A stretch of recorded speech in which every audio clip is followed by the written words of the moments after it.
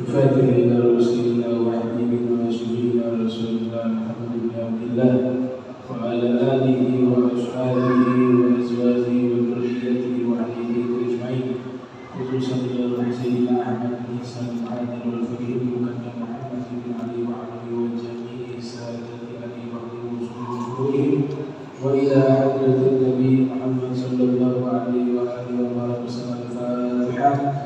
بسم الله الرحمن الرحيم. الحمد لله رب العالمين الرحمن الرحيم مالك يوم الدين إياك نعبد وإياك نستعين اهدنا الصراط المستقيم صراط الذين أنعمت عليهم غير المغضوب عليهم ولا الضالين.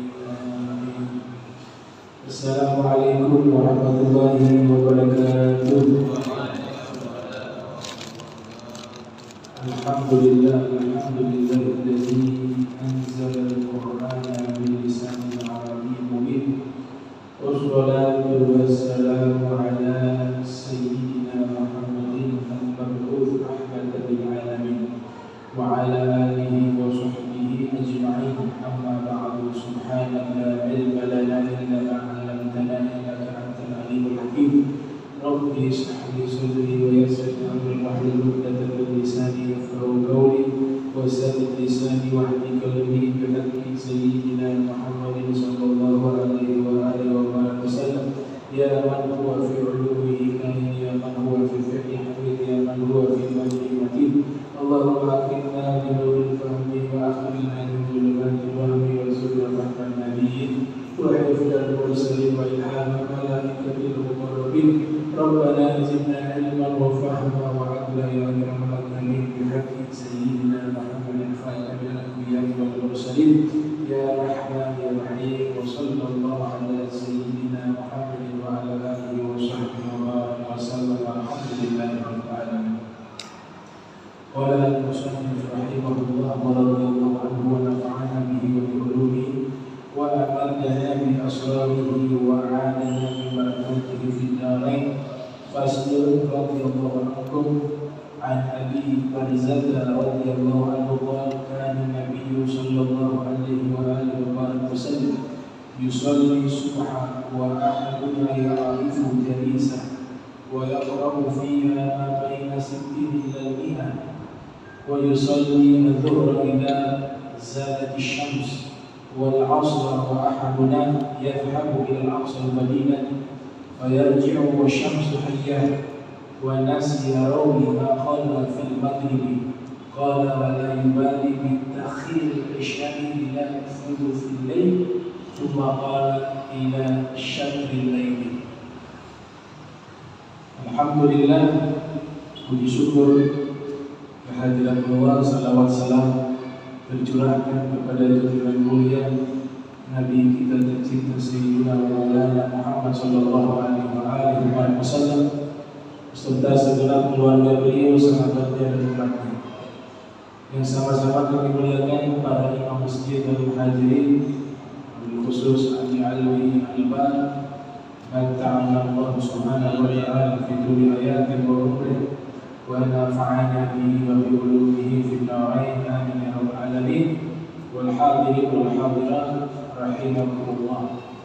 Kita sampai ke hadis 335. Dari hadis 335 ini masih membahas kitab mawaqit as-sholati, yaitu waktu-waktu sholat.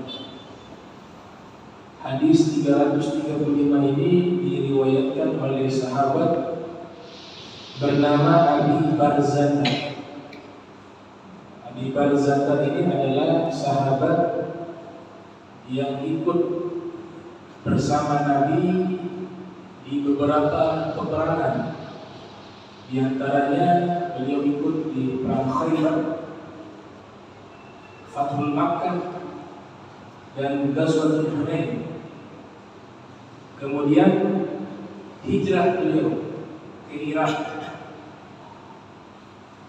Beliau hijrah ke Irak, kemudian berjihad fisabilillah sampai meninggal di wilayah tersebut. di masa khilafah Muawiyah bin Abi Sufyan. Sebagian ulama mengatakan Abi Barzah ini wafat di Khurasan. Sebagian lainnya mengatakan wafat di Irak. Dan nama aslinya itu adalah Nadlun bin Ubaid, itu nama aslinya. Abi Barzah ini julukan.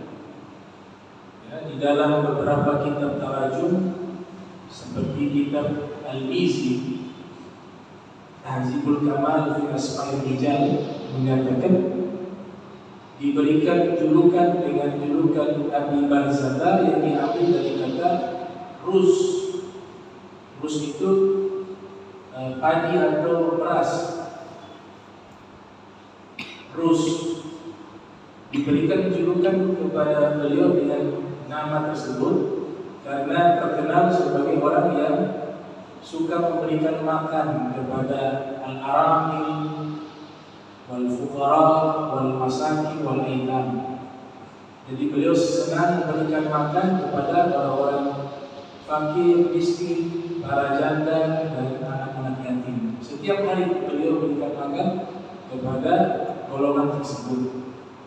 Dan beliau selalu menyediakan makanan pokok untuk diri beliau dan juga jatah yang setengahnya itu beliau berikan kepada kaum fuqara dan masakin. Bahkan beliau sediakan piring khusus.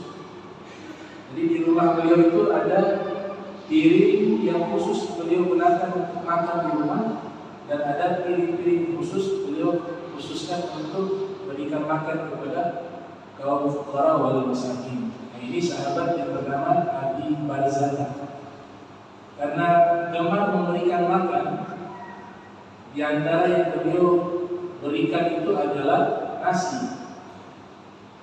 Maka diberikan julukan dengan Abi Barzah. Kalau diterjemahkan secara bebas, bapaknya nasi. Diberikan itu setiap hari, setiap saat sampai beliau wafat. Jadi termasuk orang yang karim, yang dermawan. Jadi dermawan itu dia dilihat dari karakter, bukan benda atau sesuatu yang diberikan itu berapa banyaknya. Semua orang punya kemampuan berbeda untuk menderma. Sehingga di dalam ilmu balaghah definisi dermawan itu dikatakan sederhana. Al-jud an tajud bil mawjud. Dermawan itu kau memberikan apa yang kau miliki. Kalau adanya itu ya kita kasih, itu sudah masuk dermawan. Al-jud an tajud bil mawjud. Dermawan itu kau menderma dengan apa yang kau miliki. Jadi ini sahabat yang sangat dermawan, bernama Abi Barzah. Mungkin jarang kita dengar namanya. Kalau kita dengar biasa Sayyidina Abu Bakar, Sayyidina Umar. Sahabat Nabi ada kurang lebih 124.000 orang. Rasulullah biasa kurang lebih jumlahnya seperti itu, 124.000 orang. Yang kita kenal berapa? Para Rasul juga jumlahnya segitu. Para Nabi secara keseluruhan, itu di dalam riwayat 124.000 orang. Tapi yang disebut namanya di dalam Al-Quran hanya 25 orang. Itulah yang kita hafal, mulai dari Nabi Adam sampai Nabi Muhammad SAW. Tapi kalau jumlah keseluruhan 124 orang. Rasulnya 313.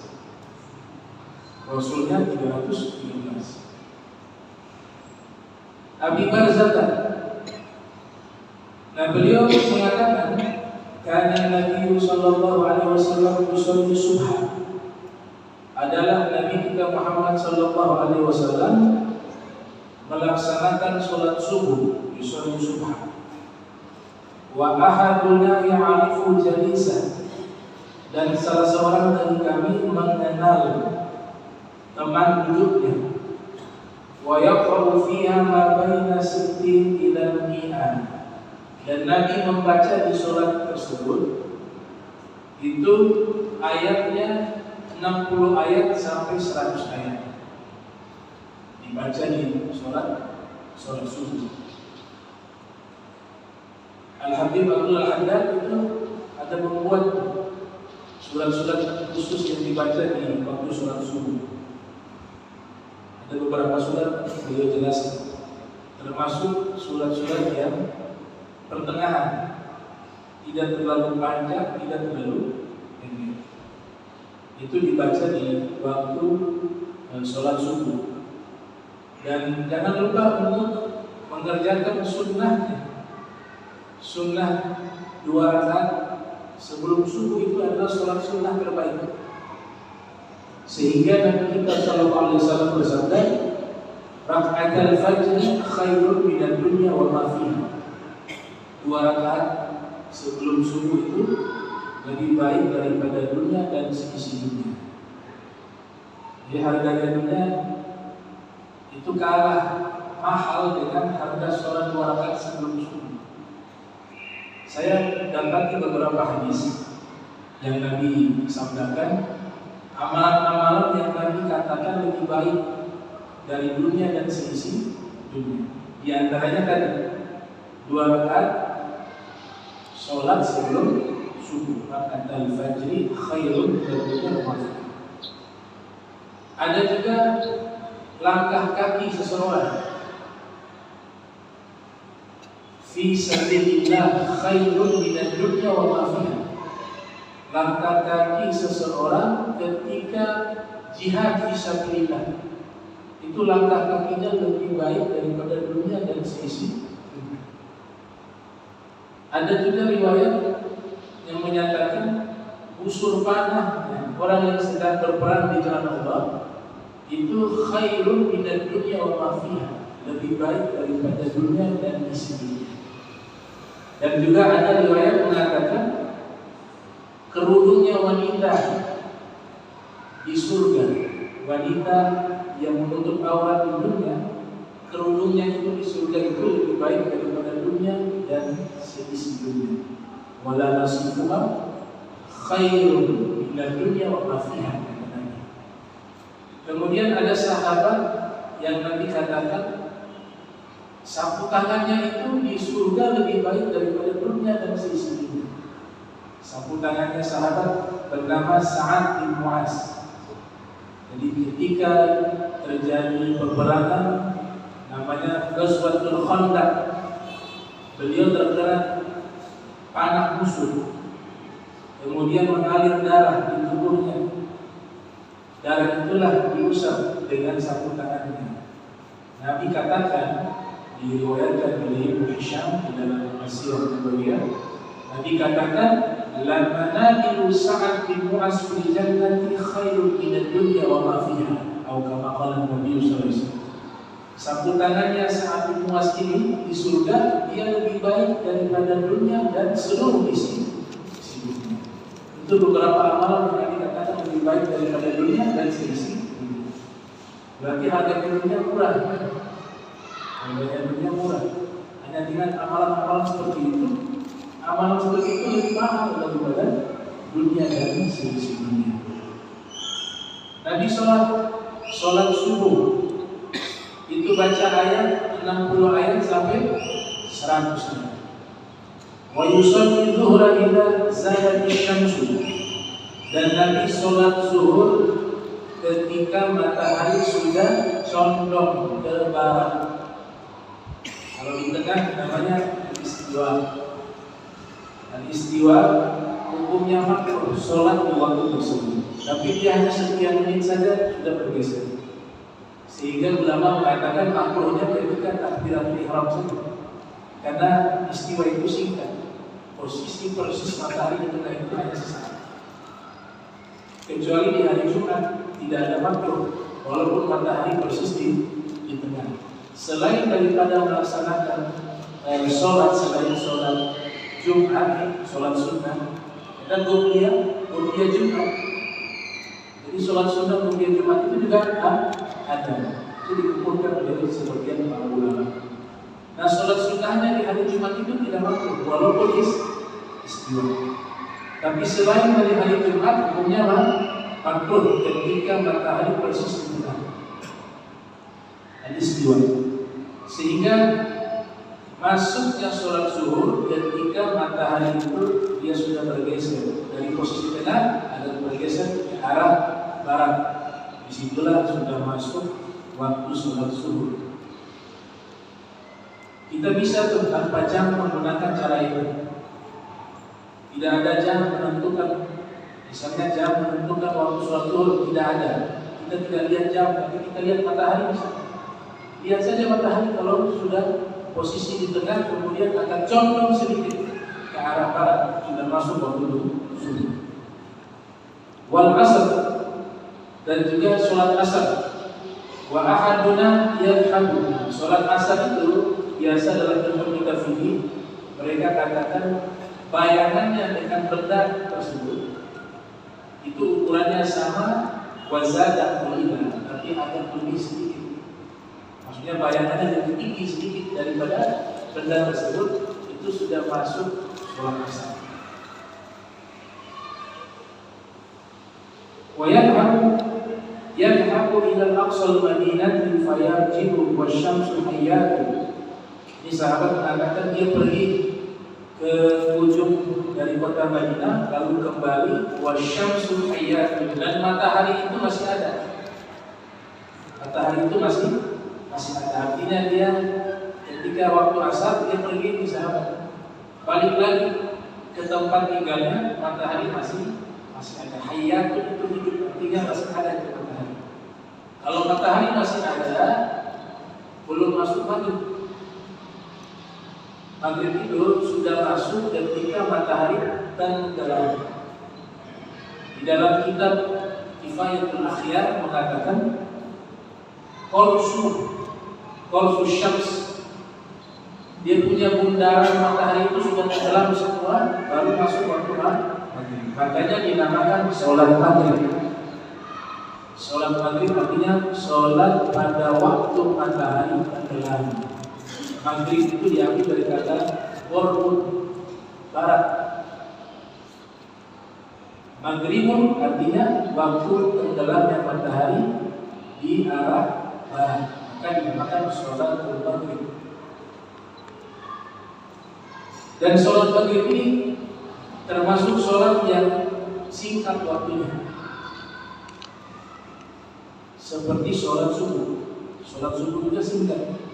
Matahari muncul terbit, walaupun lingkarannya itu belum terbit secara keseluruhan, baru lingkaran matahari itu sudah muncul, disitulah sudah selesai waktu sholat subuh. Jadi kalau telat, niatnya sudah bukan adaan di situ. Kalau matahari sudah naik, namanya qadaan, diqadha, karena sudah keluar waktu. Qadaan. Kalau adaan dilaksanakan pada waktunya. Kalau qadaan dilaksanakan sudah di luar waktu. Qadaan. Mungkin kita banyak qadaan. Karena kalau subuh, kalau disurvei qadaan lebih banyak dari adaan. Dia jujur aja. Mau ustaz juga sama. Itu menunjukkan lemahnya kita. Kita mau jaga waktu, tapi namanya khuliqal insanu dhaif, diciptakan manusia lemah. Di antara lemahnya sulit menjaga waktu sholat. Kalau ulama-ulama dulu banyak yang mereka mampu ini. Di antaranya Sa'id bin Musayyib itu sholat berjamaah di masjid Nabi tidak pernah telat takbiratul pertama selama 40 tahun. Itu sampai pernah libur sholat. Pernah Masjid Nabawi itu libur sholat, orang sholatnya di rumah. Pernah di zaman Sa'id bin Musayyib karena sebuah bencana alam. Cuaca panas secara ekstrim, angin begitu kencang Sehingga pemerintah pada waktu itu mengusulkan untuk sholat di dalam rumah. Sehingga Masjid Nabawi itu tidak ada yang azan. Tapi hanya satu orang yang tetap sholat di masjid, Sa'id bin Musayyib. Dia tetap bertahan di dalam masjid.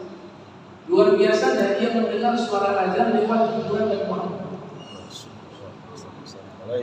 Dia meletakkan telinga di kuburan Nabi Muhammad. Di dalam kuburan Rasulullah ada azan 5 waktu. Sudah azan baru dia sholat. Di waktu asar dia ke kuburan Rasul. Dia meletakkan telinga di syaratnya Nabi Muhammad SAW. Dia mendengar suara azan asar, dia sholat. Begitu sampai beberapa hari baru kondisi normal beliau sholat. Itu beristiqomah 40 tahun. Dan itu tidak mudah.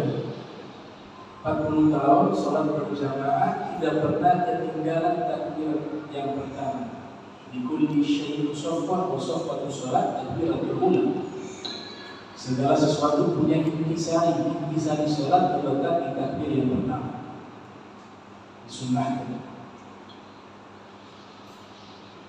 Kemudian dikatakan di sini, fayatiru wa syamsu hayyat wa nas yarawi ma qala fil maghribi qala wa la yubali bi ta'khir al-isya ila thuluth al-lail thumma qala ila shadd al-lail. Di sini dijelaskan waktu salat Isya. Waktu salat Isya itu sepertiga malam.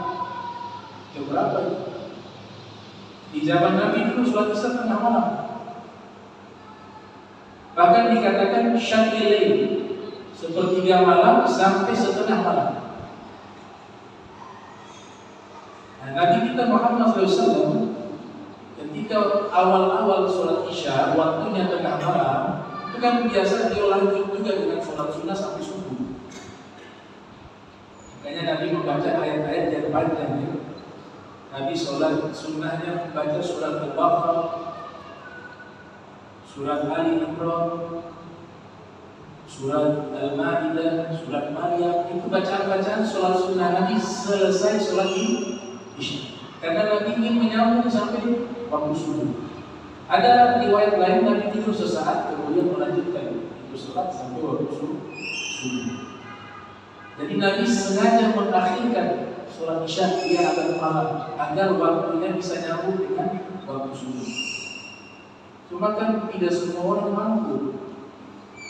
Kita tidak berbicara di zaman sekarang. Kita berbicara di zaman Nabi Muhammad. Nabi Muhammad SAW beliau melihat banyak sahabat ketika menunggu sholat Isya banyak keliruan. Mereka kan kerja keras, kerja berat, banyak di kebun. Capek lelah. Tiba sholat Isya di masjid Nabi itu menanti waktu cukup panjang sampai tengah malam. Banyak di antara mereka dalam riwayat itu disebutkan kepala mereka itu goyang seperti pohon yang ditiup. Kepala-kepala sahabat yang menanti kedatangan Nabi di waktu sholat Isya itu seperti pohon yang ditiup angin, dia bergerak. Itu maknanya apa? Ngantuk. Nabi paham itu. Kalau zamannya Nabi saja, ini sholat Isya tengah malam banyak yang tidak kuat. Bagaimana nanti masa ke depan? Setelah itu Nabi awali sholat Isya di waktu yang seperti sekarang ini, tidak terlalu malam. Itu sejarahnya.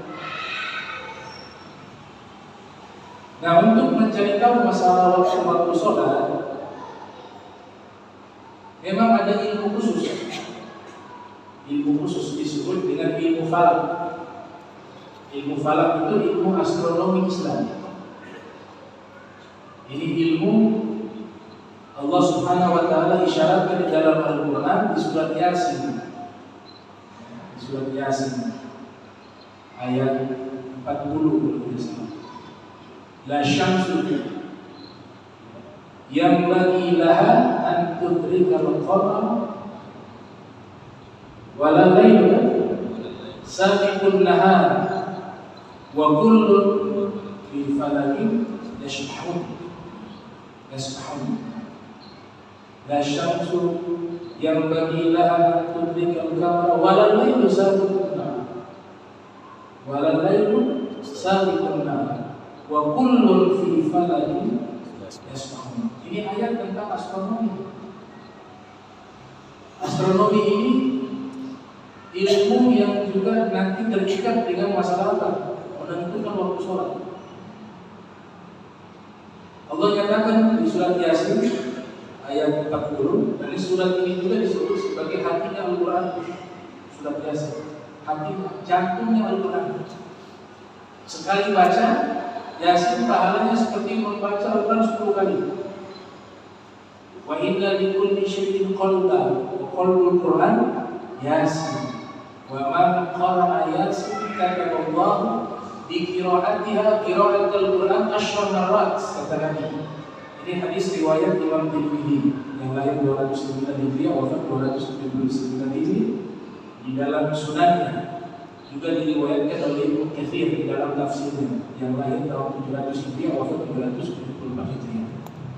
Nabi bersabda, segala sesuatu punya hati, punya jantung, dan jantungnya Al-Quran adalah surat Yasin. Siapa yang membaca Yasin, surat Yasin, Allah menulis baginya bacaan sekali surat Yasin sebanding dengan khatam Al-Quran 10 kali. Karena surat ini bukan hanya membahas tentang kabar-kabar, tentang surga, tentang neraka, tapi juga mengabarkan tentang ilmu astronomi yang punya kaitan dengan masalah mawaqit sholat, waktu-waktu sholat. Tujuan kita ibadah. Ibadah yang tertinggi adalah sholat. Dari kewajiban hadis sebut sekian urutan: syahadat, sholat, arkanul Islam khamsah, syahadat an la ilaha illallah Muhammadur Rasulullah, wa iqamus shalah, wa iqamatus shalah, wa ita'uz zakat, wa shaum ramadan, wa hajjul baiti man istata'a ilaihi sabila. Diurut: syahadat, sholat, zakat, puasa, haji. Kewajiban paling tertinggi sholat ada waktu yang tentukan waktu Allah. Nah, karena di surat Yasin ada informasi tentang ilmu astronomi, maka disitulah disebut jantung Al-Quran adalah surat Yasin. Karena dia memuat semua fondasi-fondasi ajaran agama Islam, mulai dari masalah akidah, masalah ibadah, dan masalah tazkiyah, semuanya ada di surat Yasin. Jadi baca 10 kali sama seperti dengan menghatamkan Al-Quran 10 kali. Itu riwayat dalam Sunan Tirmidzi. Arti dari ayat tersebut jelas, matahari tidak mungkin bisa la syamsu yanbaghi laha an tudrikal qamar, tidak bisa berbarengan dengan bulan, dan malam tidak mungkin mendahului siang. Ilmu falak dan ilmu astronomi yang Allah tutup dengan kata di akhir, wa kullun fi falakin. Falak dari kata itu, semua itu dia berputar pada poros, pada garis. Matahari itu Allah setting dia berputar seperti bulan itu. Disinilah ayat mengisyaratkan tentang ilmu astronomi Islam atau disebut ilmu falak. Di ayat yang lain juga di surat At-Taubah ayat 36, inna iddatash syuhur indallahi 12 syahra fi kitabillah yawma khalaqas samawati wal arda minha arba'atun hurum. Sesungguhnya bulan di sisi Allah ada 12 bulan. Masalah bulan juga tidak lepas dari ilmu. Nah, ilmu astronomi sebenarnya ini yang punya jasa terbesar bagi ilmuwan-ilmuwan dunia itu adalah tokoh-tokoh muslim. Ada salah satu tokoh muslim namanya Al-Battani. Al-Battani dia menulis kitab di abad 8 Hijriah berjudul Ma'rifatul Matali'il Buruj, yang membahas tentang ilmu astronomi di abad 8 Hijriah. Sudah punya bukunya. Ulama lainnya yang menulis tentang ilmu astronomi, dia bernama Al-Farghani, asal Uzbekistan. Al-Farghani, dia menulis satu kitab berjudul Kitab Jawami' Nujum, kitab ensiklopedia ilmu perbintangan. Ini di abad 2 sampai 3 Hijriah, lebih awal lagi. Dunia barat masih tidur. Orang Islam sudah bahas tentang ilmu astronomi. Ada juga tokoh lainnya bernama Abdurrahman As-Sufi, asal Persia. Dia menulis kitab namanya Kitab Al-Kawakib, yang artinya kitab bintang-bintang, membahas tentang astronomi. Ada juga ulama yang multidisipliner bernama Ibnu Haytham. Ibnu Haytham ini menulis kitab berjudul Kaifiyatu Hisab Ittijahul Qiblah, cara menghitung arah kiblat. Jadi beliau menulis kitab tersebut mengajarkan bagaimana cara menentukan arah kiblat menggunakan hitungan. Padahal ini ulama abad 4. Dia hebat, abad 4 sudah tahu arah kiblat yang tepat kemana menggunakan ilmu. Beliau menulis kitab kedua berjudul Ru'yatul Kawakib, kitab membahas tentang cara melihat bintang-bintang. Karena beliau sudah membuat satu penemuan tentang optik, mikroskop, teleskop, itu dari hasil pemikiran beliau. Orang pertama yang menemukan optik beliau, Ibnu Haytham, menulis kitab Al-Manahir yang membahas tentang optik. Bahkan beliau membahas tentang Harakatul Qamar, kitab membahas tentang gerakannya bulan. Dia bisa menghitung bulan itu bergerak satu hari itu berapa. Abad keempat Hijriah, namanya Ibnu Al-Haytham. Ulama lainnya atau ilmuwan lainnya dari golongan kaum muslimin yang membahas secara spesifik tentang ilmu astronomi bernama Ibnu Yunus. Ibnu Yunus, astronom Islam. Dia atau beliau sudah bisa menjelaskan planet-planet yang ada di luar angkasa. Beliau simpulkan planet yang ada di luar angkasa jumlahnya 40 planet. Disebutkan ada Venus, ada Pluto dan sebagainya. Padahal abadnya ribuan tahun yang lalu. Itu hebatnya ulama-ulama kaum muslimin, mereka pakar di berbagai cabang ilmuwan. Nah, kita baru baca satu buku sudah jalannya pukul dada. Tahu dari ilmu Al-Quran itu berapa banyak? Ilmu Al-Quran, Imam Suyuti mengatakan ilmu Al-Quran itu ada 80 cabang. Hanya membahas tentang Al-Quran. Di setiap cabangnya nau'an itu ada 300 ilmu. Kita belajar ilmu Al-Quran 300 ilmu. Kata Imam Zarkashi dalam kitab Al-Burhan fi Ulumil Quran, beliau katakan begini. Beliau katakan bahwa kana ulumul Quran la tanqasim. Ilmu-ilmu yang berkaitan dengan Al-Quran itu tidak bisa dihitung berapa banyak. Tidak bisa disimpulkan. Terlalu banyak itu ilmu-ilmu Al-Quran. Makanya namanya bukan ilmu Al-Quran. Ulama memberikan nama apa? Ulumul Quran, bentuk jamak ilmu-ilmu. Jadi membahas Al-Quran itu belum perangkap ilmu lainnya yang jumlahnya sangat banyak. Wa ma'anihi la tasaqsi, makna-makna dari Al-Quran tidak ada satupun manusia bisa menjangkaunya secara keseluruhan. Itu menurut Imam Zarkashi. Wajabat al-inayatu bil qadri al-mumkin. Adapun ulama, mereka hanya mampu membahas Al-Quran sesuai kemampuan mereka. Jadi gak ada ulama tuh dia menguasai ilmu Al-Quran semuanya. Ini pernyataan siapa? Imam Zarkashi. Karena kenapa? Imam Suyuti mengatakan ada 300 ilmu. 300 ilmu membahas tentang Al-Quran. Belum lagi hadis Nabi. Hadis Nabi itu dikatakan oleh Imam Al-Hazmi dalam kitab Al-Mujallah. Nama kitabnya Al-Mujallah.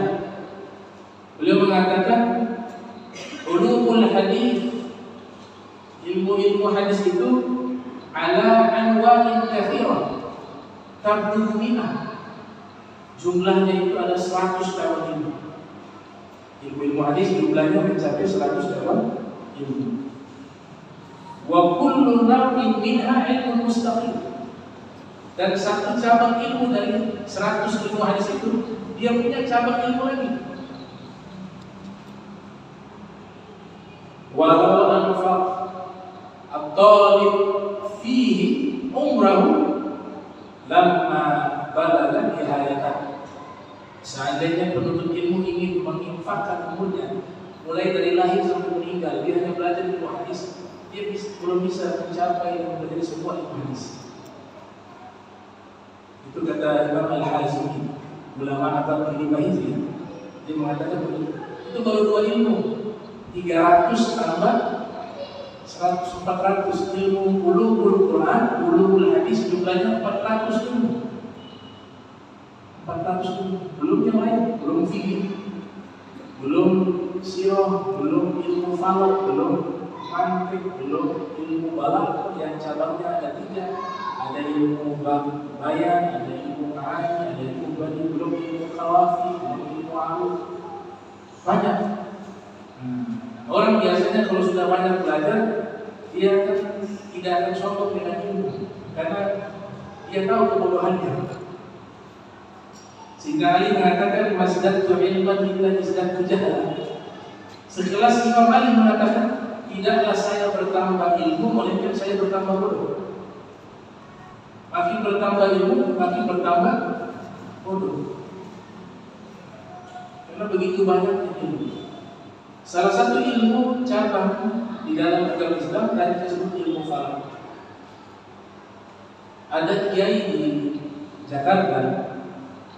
Ini kiai ini terkenal sebagai pakar astronomi dunia di zamannya. Padahal orang tahu, namanya Kiai Haji Mansur. Beliau menulis kitab tentang ilmu falak jadi rujukan bagi para peminat ilmu falak. Nama kitabnya Sulamun Nairain. Sulamun Nairain. Itu kitab beliau bahas tentang ilmu falak, ilmu astronomi. Ada kitab judulnya Nurul Anwar, juga membahas tentang ilmu falak. Sangat keilmuannya bersambung kepada ulama-ulama ahli falak yang ada di Makkah.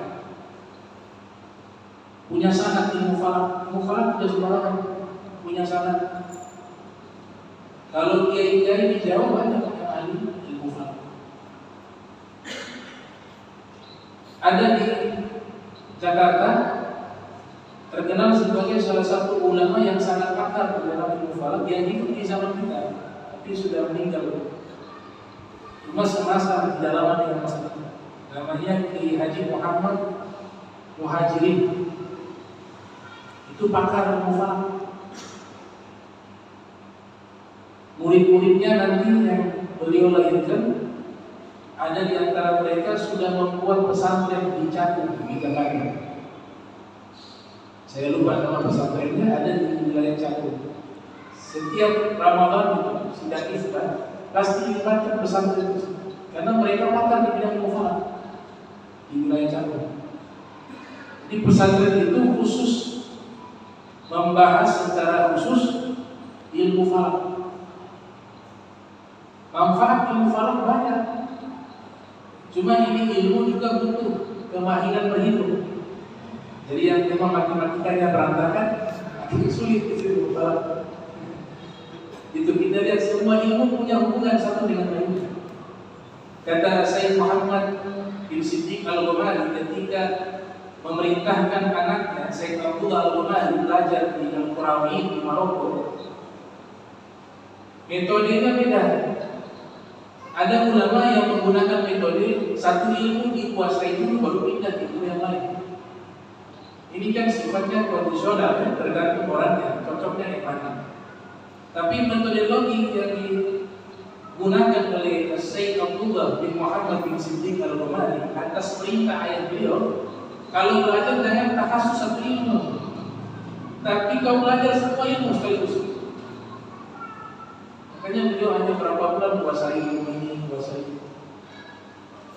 Kenapa diperintahnya demikian kata Syekh Muhammad bin Siddiq Al-Ghumari? Karena semua ilmu itu asalnya satu, ilmunya Allah. Dan semua ilmu itu pasti punya kaitan satu dengan lainnya. Kalau kau kuasai, kau belajar di waktu yang sama banyak ilmu, maka ilmu yang kau kuasai nanti akan membantu ilmu yang lain dan akan bersambung satu dengan lainnya. Cuma ini kan sulit bagi orang tertentu. Itu gurunya beliau, kalau sifat gurunya Syekh Abdullah Al-Ghumari beliau sebutkan dalam kitab Sabilul Taufiq, kitab manhaj beliau. Di antara guru saya yang ditugaskan mengajar kepada saya Al-Quran dan menyetorkan hafal Al-Quran, itu Allah berikan kelebihan, dia bisa menyimak bacaan Al-Quran dari hafalan murid-muridnya dengan surat yang berbeda 5 orang. Dia bisa tahu salahnya di mana. Jadi di setor 5 orang, ini suratnya, ini syekhnya hanya untuk dengar salahnya. Sekali waktu langsung 5. Diberikan kecerdasan luar biasa.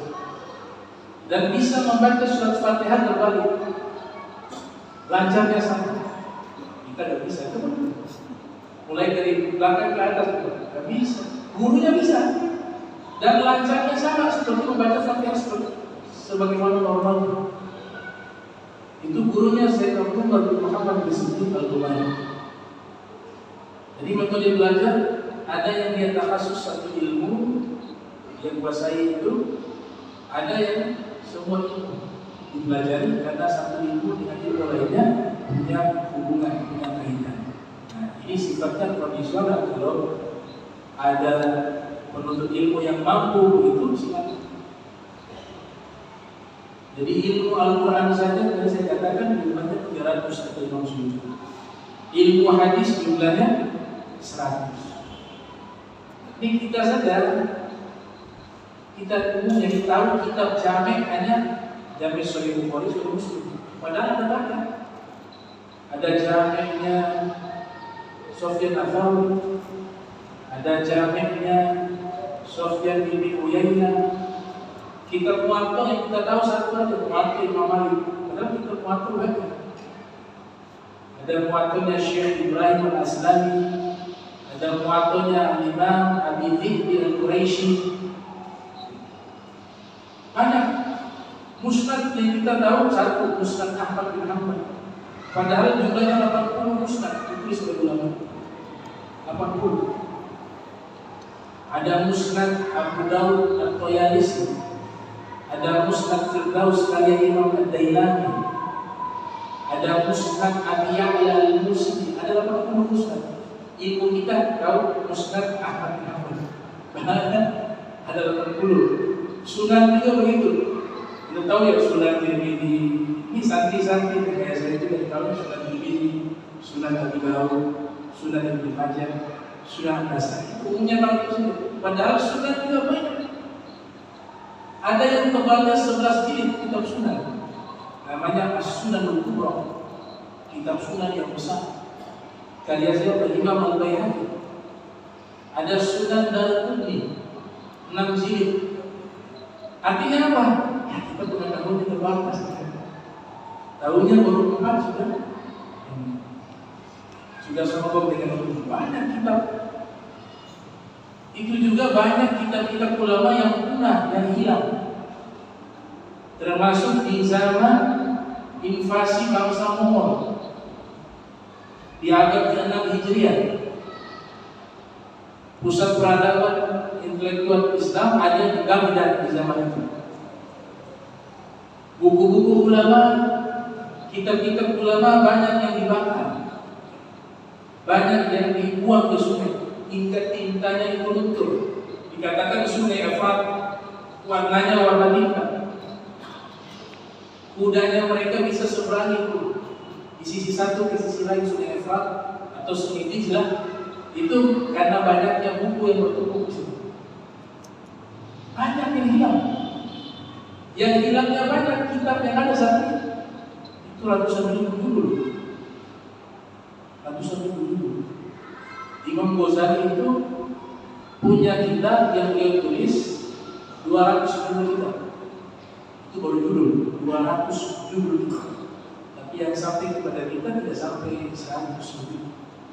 Kurang dari 100 yang sampai kepada kita. Ada 200 judul kitab yang ditulis oleh Al-Imam Al-Ghazali. Nah ini masalah tentang waktu sholat, waktu sholat ini tidak lepas dari ilmu falak. Baik, yang terakhir untuk saya tutup pertemuan kali ini, apa sih manfaat ilmu falak? Muncul pertanyaan. Manfaat ilmu falak ini yang pertama, bisa mengetahui waktu sholat. Kan di dalam Al-Quran Allah Ta'ala sudah nyatakan, inna sholata kanat 'alal mu'minina kitaban mawquta.